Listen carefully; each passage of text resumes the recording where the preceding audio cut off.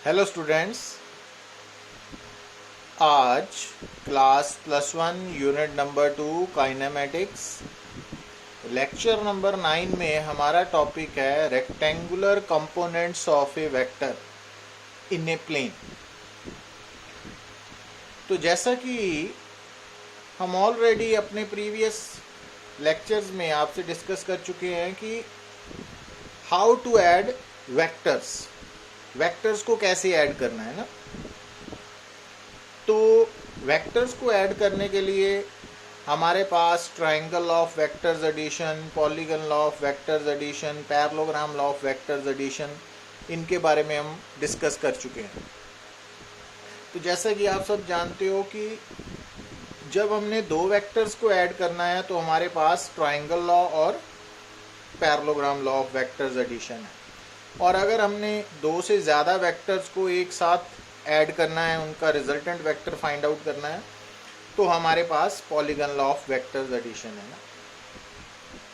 तो जैसा कि आप सामने स्क्रीन में देख रहे हो कि जो फर्स्ट एक इक्वेशन है वो है A vector plus B vector is equal to R1 vector. Means ये शो कर रही है कि जब हमने दो वेक्टर्स ए और बी को ऐड किया तो हमारे पास आंसर में एक सिंगल वेक्टर आया जिसको हम रिजल्टेंट वेक्टर बोलते हैं।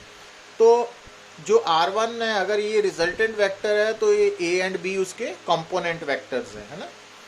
तो आप देख रहे हो कि किसी भी रिजल्टेंट वेक्टर के दो कंपोनेंट वेक्टर्स हो सकते हैं, और जो कंपोनेंट वेक्टर्स हैं उनके बीच में जो एंगल है, और ये एंगल उन कंपोनेंट वेक्टर्स की डायरेक्शंस डिसाइड करेंगी ना, तो उसकी वैल्यू 0 से 180 डिग्री तक वेरी कर सकती है। तो इसी तरह आप देख रहे हो कि जो R2 वेक्टर है, रिजल्टेंट वेक्टर बी इक्वेशन, वो उसके तीन कंपोनेंट वेक्टर्स हैं ना, और R3 के 4 हैं, R4 के 5 है, एंड सो ऑन। तो किसी भी एक वेक्टर के 2 और मोर देन 2 कंपोनेंट वेक्टर्स हो सकते हैं, ठीक है। तो जैसा कि यहाँ पे हम देख रहे हैं कि हम दो या दो से ज़्यादा वेक्टर्स को ऐड करके एक सिंगल वेक्टर ऑब्टेन कर सकते हैं जिसको रिजल्टेंट वेक्टर बोलते हैं। तो अगर हम इसका उलट करें, क्या कि अगर हम दो या दो से ज़्यादा वेक्टर्स को जोड़ के ऐड करके एक वेक्टर बना सकते हैं, तो एक वेक्टर को वापस दो या दो से ज़्यादा वेक्टर्स में तोड़ भी सकते हैं, स्प्लिट अप भी कर सकते हैं। तो जब हम किसी एक वेक्टर को दो या दो से ज़्यादा वेक्टर्स में स्प्लिट अप करते हैं तो उस प्रोसेस को हम बोलते हैं resolution of a vector. Resolution of a vector, तो resolution of vector means splitting up of a given vector into 2 और मोर देन 2 वेक्टर्स। तो जैसा कि अगर हम ए वेक्टर प्लस बी वेक्टर को ऐड करके आर वेक्टर बना सकते हैं, तो आर वेक्टर को तोड़ के ए और बी भी बना सकते हैं ना। अगर a plus B plus C means तीन वेक्टर्स को जोड़ के R2 वेक्टर बना सकते हैं, तो R2 वेक्टर को तोड़ के ए बी सी भी बना सकते हैं। तो जब हम किसी एक वेक्टर को दो या दो से ज़्यादा वेक्टर्स में स्प्लिट अप करते हैं तो उसको बोलते हैं, उस प्रोसेस को बोलते हैं रेजोल्यूशन ऑफ ए वेक्टर। तो उसके बारे में हम यहाँ डिस्कस करेंगे। और जैसा कि अगर किसी भी केस में अगर हमसे पूछा जाए कि मैक्सिमम कितने कंपोनेंट वेक्टर्स को ऐड अप कर सकते हैं, तो आंसर है infinite, maximum, minimum to maximum infinite. तो इट मीन्स इसका उलट रेजोल्यूशन ऑफ वेक्टर में भी क्या हो सकता है कि हम किसी भी एक वेक्टर के मिनिमम कितने कंपोनेंट वेक्टर्स बना सकते हैं, 2, और मैक्सिमम इनफाइनाइट, ठीक है। तो ये याद रखना आपने। अब अगर आप इस डायग्राम को ध्यान से देखें तो इस डायग्राम में आपको तीन वेक्टर्स नजर आ रहे हैं, एक आर वेक्टर, एक ए वेक्टर और दूसरा बी वेक्टर। तो जो आर वेक्टर है, क्योंकि ये आर वेक्टर जो है ये ऑपोजिट ऑर्डर में है, जबकि A and B they are in same order. तो ट्राइंगल ऑफ वेक्टर्स एडिशन के accordingly R vector A plus B vector है, मींस ए और बी मिलके आर बन सकता है और आर को हम ए और बी में स्प्लिट अप भी कर सकते हैं। तो ए और बी आर के क्या हैं, कंपोनेंट वेक्टर्स हैं। तो जब हम ए और बी को जोड़ के आर बनाते हैं तो वो है एडिशन ऑफ टू वेक्टर्स, और जब हम आर वेक्टर के दो वेक्टर्स बनाते हैं ए एंड बी तो वो है रेजोल्यूशन ऑफ वेक्टर। ठीक है ना, तो ये समझ होनी चाहिए। मगर अब यहाँ एक बात और सीखने वाली वो ये है कि इस डायग्राम में दोबारा देखिए कि ये जो ट्राइंगल आपको छोटी नजर आ रही है ना, दिस वन, ये वाली, तो इस ट्राइंगल में आपको एक वेक्टर आर नजर आ रहा है और दो पी एंड क्यू हैं, और P and Q same order में है, आर वेक्टर ऑपोजिट ऑर्डर में है। तो इस ट्राइंगल में R vector P plus Q है, मीन्स कि ये जो गिवन रिजल्टेंट वेक्टर है आर, तो इसके ए और बी भी दो कंपोनेंट वेक्टर्स हो सकते हैं, पी एंड क्यू भी हो सकते हैं ना। तो ये एक कोई एक मींस किसी भी वेक्टर के सिर्फ दो पर्टिकुलर कंपोनेंट वेक्टर्स ही हो सकते हैं, ये पॉसिबल नहीं है। फॉर एग्जांपल कि जैसे हम अगर स्केलर की भी बात करें, अगर आप 3 + 4 को ऐड करते हो तो आंसर है 7, तो इट मीन 7 को तोड़ के आप 3 + 4 कर सकते हो, बट 7 को आप 2 + 5 में भी तोड़ सकते हो, 7 को आप 1 + 6 में भी तोड़ सकते हो ना, देयर आर इनफाइनाइट वेज।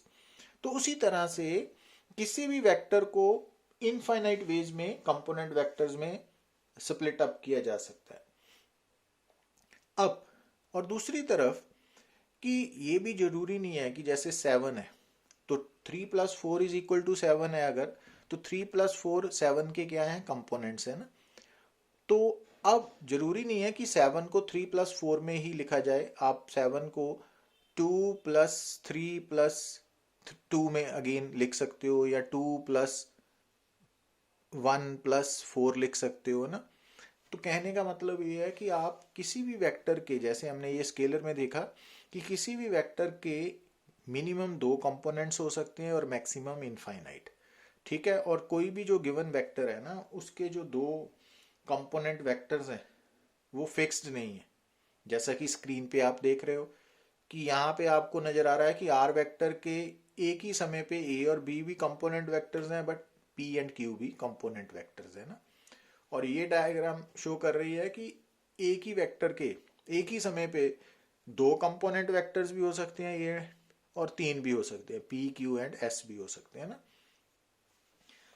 मगर अब जो सबसे पहले हम बात करेंगे कि जब हम किसी भी गिवन वेक्टर के कंपोनेंट वेक्टर्स ढूंढते हैं, है ना, रेजोल्यूशन ऑफ ए वेक्टर का मतलब है कि एक गिवन वेक्टर को हमने दो या दो से ज्यादा वेक्टर्स में स्प्लिट अप करना है। तो जब हम किसी भी गिवन वेक्टर के कंपोनेंट्स ढूंढते हैं तो आप देख रहे हो कि अगर कंपोनेंट वेक्टर्स की डायरेक्शंस फिक्स्ड हैं तो फिर उस गिवन वेक्टर के जो कंपोनेंट वेक्टर्स हैं वो भी फिक्स्ड ही होंगे। कि जैसा यहां देख रहे हो ना, क्योंकि जब आर वेक्टर के दो कंपोनेंट्स है ए एंड बी, और जब आर के हैं पी एंड क्यू, तो पी और क्यू और ए और बी की डायरेक्शन सेम नहीं है ना, फिक्स्ड नहीं है ना। तो जब कंपोनेंट वेक्टर्स की डायरेक्शंस फिक्स्ड नहीं है तो किसी भी वेक्टर को हम इनफाइनाइट वेज में स्प्लिट अप कर सकते हैं। पर अगर किसी भी वेक्टर को हमने स्प्लिट अप करना है इन फिक्स्ड डायरेक्शंस, तो फिर उस केस में वो there is a unique way, उसको यूनिक वे बोलते हैं। अब ये रेजोल्यूशन ऑफ वेक्टर का मीनिंग लिखा है ना कि it is a process of splitting up of given vector into two और मोर देन टू वेक्टर्स। अब यहां देखिए कि मान लीजिए कि हमारे पास ये गिवन वेक्टर है आर, और हमने इसके दो कंपोनेंट वेक्टर्स फाइंड आउट करने हैं, मगर कंडीशन ये है कि उनमें से एक कंपोनेंट वेक्टर स्मॉल ए वेक्टर के अलोंग, मींस जो एक कंपोनेंट वेक्टर हो आर वेक्टर का, उसकी डायरेक्शन स्मॉल ए वेक्टर वाली होनी चाहिए और दूसरे की स्मॉल बी वाली। तो ये कंडीशंस फिक्स कर दी। तो अब इसके लिए हम क्या करेंगे कि जो आर वेक्टर है ना, उसकी टेल से हम एक वेक्टर ड्रॉ करेंगे और वो vector A small A vector के पैरेलल है। अब क्योंकि ये वाला जो वेक्टर हमने ड्रॉ किया दिस वन, इसको नाम दे दिया कैपिटल ए वेक्टर। अब इस कैपिटल ए वेक्टर की डायरेक्शन ए वेक्टर वाली है, मगर मैग्नीट्यूड ए स्मॉल ए वेक्टर के इक्वल नहीं है, तो हमने उसको स्केलर डायमेंशनलेस स्केलर एन से मल्टीप्लाई कर दिया ना। तो ये वाला जो वेक्टर है इसको हमने मान लिया स्मॉल एन टाइम्स ए वेक्टर, है ना। और ये वाला जो आर वेक्टर है इसकी हेड से भी हमने एक वेक्टर ड्रॉ किया ना, ये वाला। तो ये वेक्टर इस वेक्टर के बी वेक्टर के पैरेलल है, स्मॉल बी वेक्टर के, क्योंकि हमने जो कंपोनेंट वेक्टर्स है वो फाइंड आउट करने हैं, पर ऐसे करने हैं कि उनकी डायरेक्शंस इन दो वेक्टर्स के अकॉर्डिंगली हो ना। तो हमने जिस वेक्टर के कंपोनेंट्स बनाने हैं उसकी टेल से एक वेक्टर ड्रॉ किया, उस वेक्टर का मैग्नीट्यूड स्मॉल ए वेक्टर से n टाइम्स है, और दूसरा हमने हेड से ड्रॉ किया, उसका मैग्नीट्यूड बी वेक्टर से m टाइम्स है ना। तो अब ये जो ट्राइंगल बन गई, तो इस ट्राइंगल में ये दोनों सेम ऑर्डर में है और ये ऑपोजिट ऑर्डर में है, तो ये रिजल्टेंट वेक्टर है, तो वो क्या होगा, N A vector plus M B vector, equation number 2।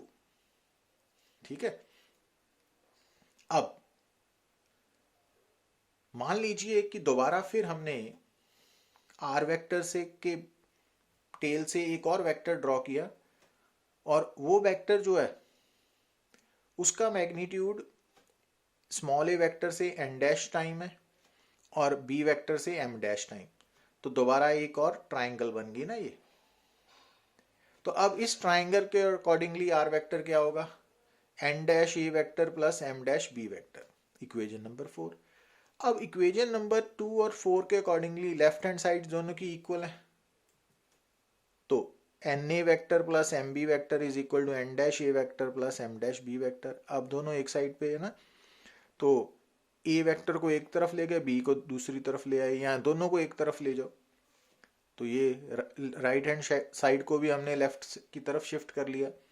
तो अब ये बन गया ना। अब यहाँ पर क्योंकि ए स्मॉल ए और small b vector non zero vectors हैं, तो it means n minus n dash भी जीरो होना चाहिए और एम माइनस एम डैश भी जीरो होना चाहिए ना। तो एन और एन डैश, एम और एम डैश बराबर है, मीन्स कहने का मतलब ये है कि जब भी आप किसी भी वेक्टर को गिवन वेक्टर्स की टर्म में स्प्लिट अप करोगे तो आंसर एक ही आएगा, यूनिक आंसर। तो इसी कारण resolution of a vector in terms of given vectors is a unique process. तो ये प्रूव किया हमने। तो ये +1 के लिए इंपॉर्टेंट है ना टॉपिक। अब यहाँ पे वो लिखा है कि कोई भी जो वेक्टर है, जब हम इसको दो या दो से ज़्यादा वेक्टर्स में रिजॉल्व करते हैं, तो जो कंपोनेंट वेक्टर्स हैं उनका मिनिमम नंबर 2 और मैक्सिमम इनफाइनाइट हो सकता है। और ये बात हम बार बार कर रहे हैं कि जो कंपोनेंट वेक्टर्स है वो आपस में कोई भी एंगल बना सकते हैं, ठीक है। पर अब अगर हम बात करें रेक्टेंगुलर कंपोनेंट्स की, एक होता है कंपोनेंट्स ऑफ ए वेक्टर या कंपोनेंट वेक्टर्स, दूसरा है rectangular components of a vector और रेक्टेंगुलर कंपोनेंट्स। तो इसमें ध्यान देना है कि अगर कंपोनेंट वेक्टर्स आपस में सिर्फ 90 डिग्री का एंगल बनाते हैं, एक दूसरे के म्यूचुअली परपेंडिकुलर हैं, तो only then that component vectors are will be known as rectangular component vectors. Got it? कि जब कंपोनेंट वेक्टर्स के बीच में एंगल, आपस में बीच में एंगल 90 डिग्री होगा, ठीक है, तो उनको हम रेक्टेंगुलर कंपोनेंट वेक्टर्स और रेक्टेंगुलर कंपोनेंट्स बोलेंगे। तो it is very important concept. तो सबसे पहले हम बात करते हैं कि मैक्सिमम रेक्टेंगुलर कंपोनेंट्स कितने हो सकते हैं ना। तो जैसे किसी भी वेक्टर के मिनिमम कंपोनेंट वेक्टर्स तो 2 थे और मैक्सिमम इनफाइनाइट हो सकते हैं, मगर रेक्टेंगुलर कंपोनेंट्स जो है ना वो किसी भी वेक्टर के मैक्सिमम, अगर प्लेन है 2 डायमेंशनल केस तो 2 हो सकते हैं, और अगर स्पेस है 3 डायमेंशनल केस तो 3 हो सकते हैं। तो ये बात आपने याद रखनी है। अब जैसे यहाँ देखिए आप कि मान लीजिए कि आपको एक वेक्टर गिवन है, हम आज करने जा रहे हैं rectangular components of a vector in a plane. तो हमने एक्स वाई प्लेन कंसिडर कर लिया और ओ ओरिजिन है। तो हमने एक वेक्टर ड्रॉ कर दिया, उस वेक्टर का मान लीजिए नाम है ए वेक्टर, है ना। तो जो ए वेक्टर की टेल है वो तो ओरिजिन पे है ना, नजर आ रही है। तो हमने जो हेड है उसको नाम दे दिया पी पॉइंट, ठीक है। अब अगर आपने इस वेक्टर के ए वेक्टर के रेक्टेंगुलर कंपोनेंट्स वेक्टर निकालने हैं तो आपने क्या करना है कि इस वेक्टर की टेल से अलॉन्ग एक्स एक्सिस एक लाइन ड्रॉ कीजिए, वो ऑलरेडी ड्रॉ हुई है। और दूसरी लाइन आप इसके हेड से ड्रॉ कीजिए और वो लाइन पहली लाइन के परपेंडिकुलर होनी चाहिए। तो जैसे तो ए वेक्टर की टेल से हमने एक लाइन ड्रॉ की और दूसरी लाइन पी से ड्रॉ की, और ऐसे ड्रॉ की कि जो लाइन ओ क्यू वाली है और जो पी क्यू वाली है, एक टेल वाली है एक हेड वाली है, दोनों एक दूसरे से 90 डिग्री का एंगल बनना चाहिए। It is must for rectangular components. अब अगर आप यहाँ पे एरो मार्क कर देते हो ना, यहाँ पे ग्रीन कलर का ये रेड का मार्क किया हुआ है, तो अब ये ट्राइंगल है, राइट एंगल ट्राइंगल है। इसमें ये वाला वेक्टर और ये वाला वेक्टर सेम ऑर्डर में है और ये वेक्टर ऑपोजिट ऑर्डर में है। तो इट मींस इस वेक्टर के ये दोनों कंपोनेंट वेक्टर्स हैं, ये वाले दोनों। और साथ में ये जो कंपोनेंट वेक्टर्स हैं ये आपस में कितना एंगल बना रहे हैं, 90 डिग्री का। तो इट मींस ये दो ए वेक्टर के क्या हैं, रेक्टेंगुलर कंपोनेंट्स हैं। क्या है, रेक्टेंगुलर कंपोनेंट्स। अब इस ट्राइंगल के accordingly O P vector resultant vector है, O Q vector first component vector है, Q P vector second component vector है ना, वो लिख दिया हमने।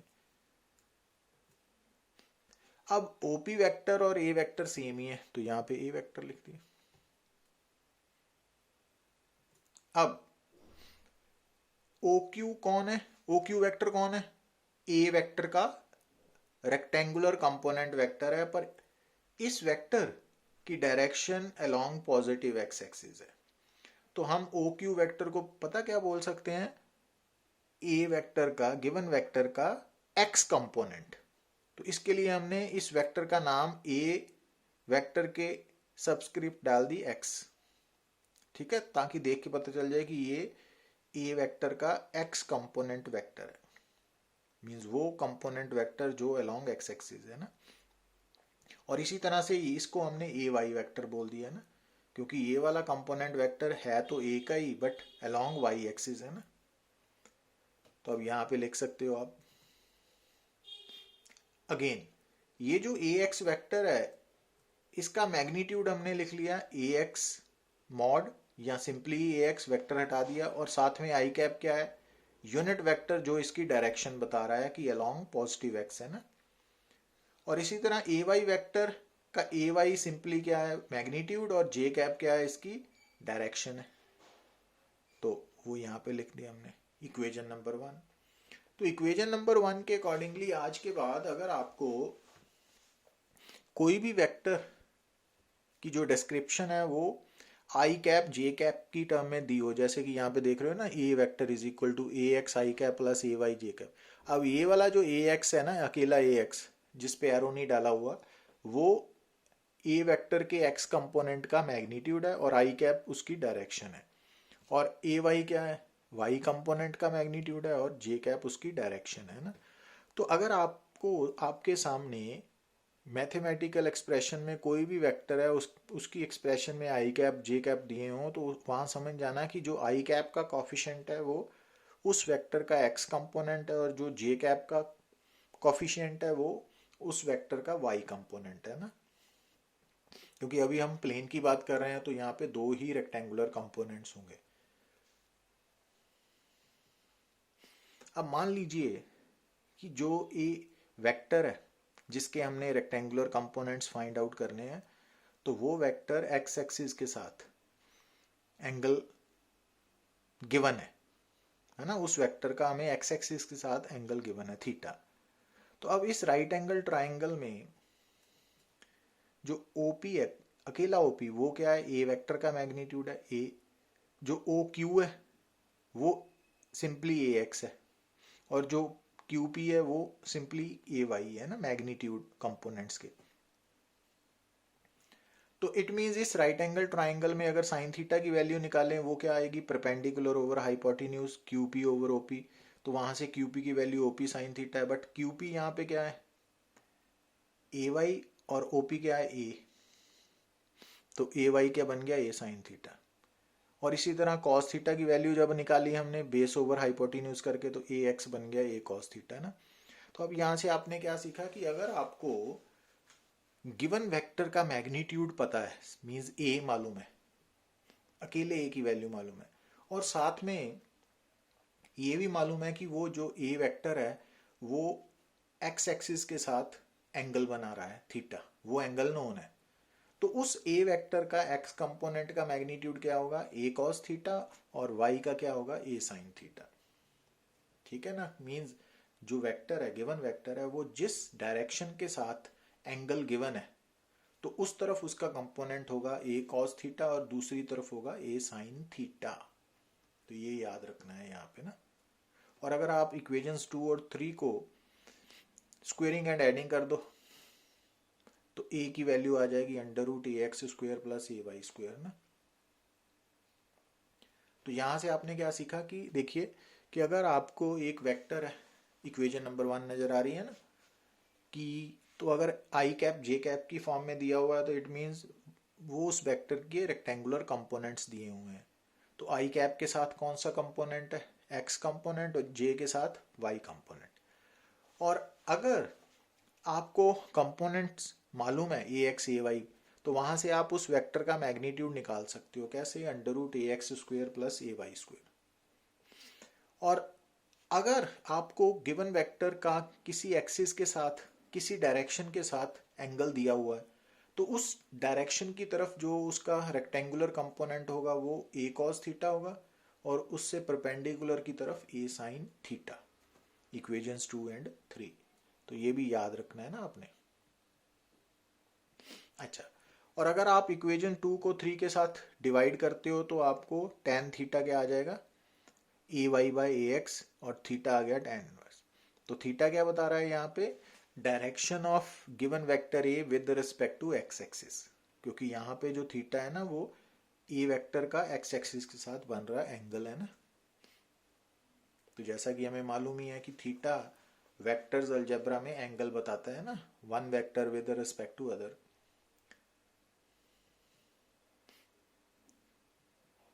अब जैसे ये न्यूमेरिकल है, अब इस न्यूमेरिकल में आपको वेक्टर कौन सा दिया हुआ है, फोर्स वेक्टर दिया हुआ है ना। और इस इक्वेशन को देखने पे आपको मालूम होना चाहिए कि f vector is equal to 4 i cap plus 3 j cap. तो हमने एफ वेक्टर का मैग्नीट्यूड और डायरेक्शन निकालना है। तो आई कैप के साथ जो 4 है और जे कैप के साथ 3 है, वो क्या है, एफ एक्स की वैल्यू यहाँ पे 4 है, एफ वाई की वैल्यू यहाँ पे 3 है। ठीक है ना। और यहां से आपको मालूम होना चाहिए कि ये वेक्टर के सिर्फ दो ही रेक्टेंगुलर कंपोनेंट्स है, क्योंकि एक है 4 आई कैप, दूसरा है 3 जे कैप। और इट मीन्स ये वेक्टर एक्स वाई प्लेन में लाई कर रहा है ना। अच्छा, तो सबसे पहले हमने एक्स वाई प्लेन ड्रॉ कर दिया, positive x positive y, negative x negative y. अब सबसे पहले आपने क्या करना है कि जो 4 आई कैप है, इट मीन्स जो फोर्स का एफ एक्स वेक्टर का कंपोनेंट वेक्टर है ना, उसका मैग्नीट्यूड तो 4 है, बट डायरेक्शन आई कैप होने के कारण अलोंग पॉजिटिव एक्स एक्सिस है। तो हमने क्या करना है, ओरिजिन से पॉजिटिव एक्स एक्सिस की तरफ एक एरो मार्क किया, तो ये बन गया 4 आई कैप है ना। अब दूसरा कंपोनेंट कौन सा है रेक्टेंगुलर, 3 जे कैप। ठीक है, तो इट मीन्स जो दूसरा रेक्टेंगुलर कंपोनेंट है उसका मैग्नीट्यूड 3 है, but direction J cap means positive I की तरफ है। तो हमने क्या करना है कि जो फर्स्ट कंपोनेंट है ना, उसकी हेड से भी और टेल से भी तो अगर हम यहाँ देखें तो हमने हेड से पहले कंपोनेंट के हेड पे दूसरा जो 3J कैप है वो ड्रॉ कर दिया ना, तो ये ट्राइंगल लॉ की अप्रोच होगी ना। तो अब ये दो कंपोनेंट्स हैं, तो हमने क्या करना है, फर्स्ट की हेड टेल से सेकंड के हेड तक एक वेक्टर ड्रॉ किया, तो ये एफ वेक्टर है। अब 4 तो एफ एक्स है, तो 3 एफ वाई है, तो एफ का मैग्नीट्यूड क्या हो गया, under root F X square plus F I square, 5 newton आ गया ना। अब डायरेक्शन बताने के लिए हमने जो थीटा चूज किया है वो विद एक्स एक्सिस ले लिया है ना। तो अगर थीटा एक्स एक्सिस के साथ लिया है तो ये राइट एंगल ट्राइंगल है, तो tan थीटा क्या होगा, परपेंडिकुलर ओवर बेस। अब परपेंडिकुलर मीन्स सिर्फ मैग्नीट्यूड है 3 और बेस मीन्स मैग्नीट्यूड 4, तो tan थीटा क्या बन गया यहाँ पे 3/4, तो थीटा आ गया tan इनवर्स 3/4, या थीटा 37 डिग्री लिख सकते हैं अगर रिजल्ट याद है ना आपको। अब ऐसे ही देखिए आप कि यहाँ पे एक वेलोसिटी वेक्टर दिया हुआ है आपको, -6 i cap plus 8j cap, find the magnitude and direction of velocity. तो अगेन यहाँ से देखने पे पता चल गया, क्योंकि i cap j cap given है ना, तो रेक्टेंगुलर कंपोनेंट्स गिवन है, और ये x है और ये y है, तो एक्स वाई प्लेन ड्रॉ कर दिया है ना। अब यहाँ पे 6 क्या है, vx की वैल्यू, और 8 क्या है, vy की वैल्यू है ना। और दूसरी बात, ये जो फर्स्ट कंपोनेंट है दिस वन आई कैप वाला कंपोनेंट पूरा, ये वेलोसिटी का x कंपोनेंट है, vx वेक्टर, तो इसकी डायरेक्शन किस तरफ है, -i cap means negative x की तरफ। तो अगेन इसको ड्रॉ कैसे करना है, आपने ओरिजिन से स्टार्ट करके एरो नेगेटिव x की तरफ मार्क किया, और ये -6 i कैप है ना, फर्स्ट कंपोनेंट है x, और दूसरा 8 है ना। अब 8 को कैसे ऐड करना है, आपने बताया था कि अगर ट्राइंगल लॉ है तो आप दूसरे कंपोनेंट को पहले कंपोनेंट की, दूसरे कंपोनेंट की टेल को पहले के हेड पे ड्रॉ करोगे। तो अगर पैरेललोग्राम लॉ है तो आप दूसरे के टेल को पहले की टेल पे रखोगे ना, जैसे यहाँ हमने तो यहाँ पैरेललोग्राम लॉ अप्रोच ले ली, पिछली बार ट्राइंगल ली थी। अब यहाँ से आपने पैरेललोग्राम कंप्लीट कर लेनी है। तो अब ये डायगोनल जो बनेगा ना ओ बी, ये वी वेक्टर है ना। अब v x v y known है, तो वी क्या आ जाएगा, मैग्नीट्यूड ऑफ वेलोसिटी आ गया √6 square plus 8 square is equal to 10। और थीटा कैसे निकालोगे आप, अगेन ये राइट एंगल ट्राइंगल, तो tan थीटा क्या होगा, perpendicular a b over base o a. Perpendicular a b क्या है, ये साइड और ये साइड बराबर होने के कारण दोनों का मैग्नीट्यूड बराबर है ना 8, और बेस 6, माइनस नहीं लेना, तो थीटा 53 डिग्री आ गया ना। अब अगर आप चाहते हो ये वेलोसिटी जो है ना, इसकी डायरेक्शन के लिए हमने जो थीटा सेलेक्ट किया है वो नेगेटिव एक्स एक्सिस की तरफ है ना। तो अगर हमने पॉजिटिव एक्स के साथ एंगल शो करना है डायरेक्शन का, तो क्या करेंगे हम, क्योंकि टोटल हमें मालूम है 180 डिग्री है, तो थीटा माइनस कर दिया 180 से, तो वो विद पॉजिटिव एक्स एक्सिस आ गया। अच्छा, एक बात और जो आपने याद रखनी है ना, कि कई बार जब हम कंपोनेंट्स के साथ डील करते हैं तो वर्डिंग आती है हॉरिजॉन्टल कंपोनेंट, वर्टिकल कंपोनेंट। तो ये हॉरिजॉन्टल डायरेक्शन शो कर दी, ये वर्टिकल डायरेक्शन शो कर दी है ना, क्योंकि horizontal direction and vertical direction both are perpendicular to each other. अब ये ए वेक्टर है ना, गिवन वेक्टर है। अब गिवन वेक्टर की जो टेल है वहां से हमने एक हॉरिजॉन्टल डायरेक्शन की तरफ और दूसरा वर्टिकल डायरेक्शन की तरफ वेक्टर ड्रॉ कर दिया। और ख्याल ये रखना है कि हॉरिजॉन्टल और वर्टिकल जो कंपोनेंट्स है वो एक दूसरे के परपेंडिकुलर हों, ये एंगल 90 होना चाहिए ना, ये वाला एंगल। तो इसको आपने ए एक्स नहीं बोला, ए एच बोल दिया ना, हॉरिजॉन्टल वर्ड यूज कर लिया। यहाँ वाई नहीं बोला तो ए वी वर्टिकल बोल दिया ना। अब ये दोनों ऐड होके ये आएगा ना, ये वाला। तो अब इस केस में क्योंकि जो ए वेक्टर है वो हॉरिजॉन्टल के साथ एंगल दिया हुआ है, तो जिस डायरेक्शन के साथ एंगल दिया हो उस तरफ वाला कंपोनेंट जो होगा ना, उसका मैग्नीट्यूड ए कॉस थीटा होगा और दूसरे वाले का साइन थीटा ना। और tan थीटा की वैल्यू राइट एंगल ट्राइंगल में परपेंडिकुलर ओवर बेस है, A V over A H. वहाँ पे एरो नहीं ना लेना, क्योंकि tan थीटा मैग्नीट्यूड्स ही है ना, साइड परपेंडिकुलर ओवर बेस। अब मान लीजिए कि एक्स वाई प्लेन में जो ए वेक्टर है उसका एंगल एक्स एक्सिस की बजाय वाई एक्सिस के साथ दिया हो, नॉन हो, तो उस केस में क्योंकि अगर ये थीटा दिया है तो ये थीटा बनेगा ना, अब ये थीटा बनेगा, तो अब ए वेक्टर का क्योंकि जो एंगल है वो वाई के साथ दिया है, तो अब ए वाई कंपोनेंट होगा ए कॉस थीटा, ए एक्स होगा ए साइन थीटा ना। और टेन थीटा की वैल्यू अब यहाँ पे थीटा के सामने ये परपेंडिकुलर है, ये बेस बन गया, तो ए एक्स बाय ए वाई। इन बातों का आपने मैथमेटिकली कंसिडर करना है ना, सारा कुछ कंसेप्ट, तो आंसर देना है। अब जैसे यहाँ पे देखिए आप प्रॉब्लम 3 में, a velocity vector makes an angle of 60 degree with horizontal direction. तो सबसे पहले हमने हॉरिजॉन्टल डायरेक्शन ड्रॉ की क्योंकि स्टेटमेंट में दिया है, और वेलोसिटी वेक्टर हॉरिजॉन्टल के साथ 60 डिग्री एंगल बना रहा है, तो जो वेलोसिटी वेक्टर है वो हॉरिजॉन्टल के साथ 60 डिग्री एंगल थीटा शो कर रहा है, वो शो कर दिया हमने।